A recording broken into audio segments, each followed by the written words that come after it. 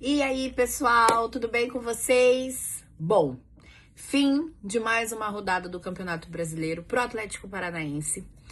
O Atlético encarou o Red Bull Bragantino no sábado na Arena da Baixada. O jogo foi às 18h30 para um público de mais de 30 mil pessoas. Mas a vitória não veio, né? A vitória, infelizmente, não veio. O Atlético pressionou demais no início da partida. Mas não veio. Não veio a vitória, veio o empatezinho. Aquele empate com gostinho leve de derrota, porque afinal 3 pontos em casa fazem toda a diferença, né? Mas ainda estamos no G3, ainda estamos na terceira posição do campeonato, é isso que importa. E vamos que vamos, porque, né, não podemos parar. Então hoje eu vim falar um pouquinho desse jogo, que foi um jogão, principalmente no início do primeiro tempo. O Atlético amassou o Red Bull Bragantino, mas infelizmente tomamos gol de quem não queríamos tomar. Pedro Henrique, o nosso vilão na final da Libertadores contra o Flamengo. Infelizmente, né, a expulsão dele fez o Flamengo ser campeão em cima de nós. Mas ainda temos muito a chegar, muito a conquistar, e esse jogo foi só mais uma pedrinha no nosso caminho que estamos conseguindo, estamos na constância, como eu sempre falo pra vocês. Então vamos falar um pouquinho sobre esse jogo que aconteceu sábado na Arena da Baixada? Então vamos falar um pouquinho ali dos números gerais da partida, porque afinal foi um grande jogo, né? Como eu mencionei lá no começo do vídeo, o Atlético fez um excelente início de jogo, pressionou e a bola não entrava, não era o dia. Não era o dia. Então vamos falar um pouquinho dos números gerais ali desse grande jogo de sábado. Vamos começar com a posse de bola.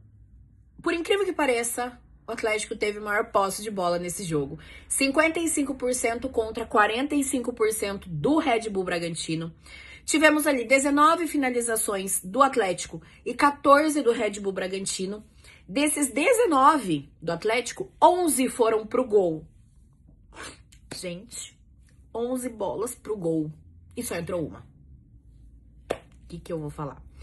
E das 14 do Red Bull, 5 pro gol. Um deles, o gol de cabeça do Pedro Henrique. Fazer o quê, né? Acontece. Tivemos 8 escanteios pro Atlético, 5 pro Bragantino. Passes certos. 86% pro Atlético Paranaense, 85% para o Bragantino, para vocês verem que foi, né? Foi um grande jogo. Tivemos 7 faltas pro Atlético, 8 pro Bragantino. E, gente, pasmem. 11 defesas do Volpi no jogo. O cara trabalhou. Principalmente nesse início de primeiro tempo. Contra 4 do Santos. Gente, um dos destaques da partida, falando com a razão agora, deixando o clubismo de lado, foi o Volpi. O cara fechou o gol pro Bragantino. Se não fosse o Volpi, o Atlético tinha ganhado. Isso é um fato. Claro, faltou um pouco mais de capricho, Leozinho errou bastante passe. Eu acredito que o Viveiros não estava com a cabeça aqui, porque como todo mundo sabe, né, como foi noticiado nesses últimos dias, a Colômbia tá vivendo ali um momento muito triste por conta do terremoto que aconteceu lá. Então, a família do Viveiros ainda está lá. Então, acredito que a cabeça do cara realmente, né, não tinha nem o que falar. Na minha opinião, ele não deveria nem ter jogado, né? E se fosse pra jogar, que jogasse pelo menos um primeiro tempo ou um segundo tempo. Porque, gente, eu acho que eu não teria cabeça pra jogar. Mas, enfim, né? O Atlético sabe o que faz. Então, tivemos ali o destaque do jogo, que foi o Thiago Volpi. Ele realizou grandes defesas e evitou uma derrota péssima pro Bragantino, porque o Bragantino ia ser goleado pelo Atlético Paranaense. Que pena. Mas, olha só, o que mais chamou a atenção nesse jogo foi que o Furacão terminou o jogo com 18 finalizações, gente. Foram 6 chutes pro gol contra 3 do Bragantino. O Atlético fez uma baita de uma partida. Como eu falei, o primeiro tempo foi do Atlético, foi literalmente um furacão, mas a finalização, Odair Helma, se você assistir esse vídeo, por favor, meu querido, vamos treinar finalização. Porque tá difícil, né? Então vamos pegar aí essa semaninha cheia, porque o Atlético só entra em campo segunda-feira contra o Botafogo lá no Engenhão. Vamos treinar a finalização, né, professor? Vamos colocar ordem na casa, né? Então, no intervalo do jogo, o Atlético já tinha uma vantagem clara nesses números. 57% de posse de bola, 11 finalizações, 4 chutes no gol, 2 grandes chances e 6 escanteios. Eu acho que isso aqui fala por si só. Nós amassamos o Red Bull Bragantino no primeiro tempo, mas no segundo tempo o Bragantino veio gostando do jogo. O Bragantino colocou um pouco o Atlético na roda ali, né? E claro, né, tivemos os gols e o gol do Atlético foi pelo estreante, né? Vargas. Que piá bom de bola. Meu Deus, que contratação certeira é essa do Atlético nos últimos dias.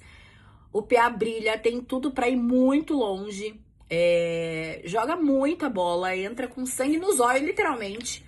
E é isso que a gente precisa, né? A gente precisa de alguém ali com muito sangue nos olhos, porque a gente sabe que o Campeonato Brasileiro é pauleira, né, meus amigos? Então tivemos ali, né?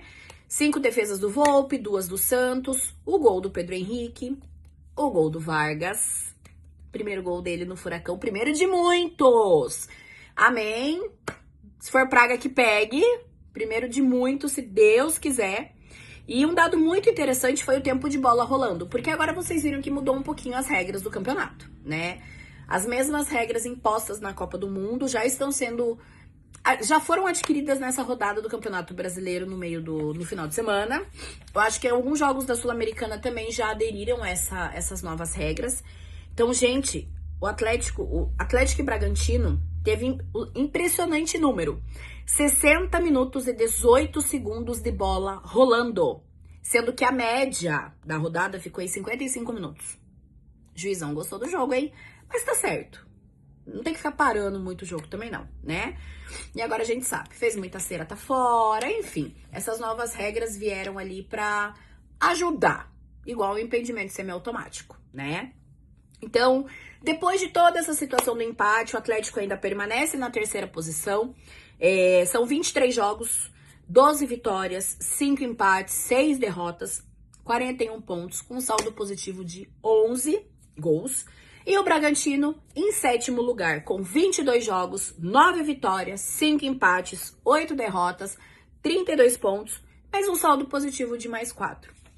Gente, foi um jogaço. E assim, analisando o primeiro tempo do Atlético e o segundo tempo do Bragantino, o empate foi justo, né? Porque o Atlético amassou, não conseguiu a vitória, mas o Bragantino no segundo tempo soube se impor, conseguiu segurar o jogo e evitou uma goleada.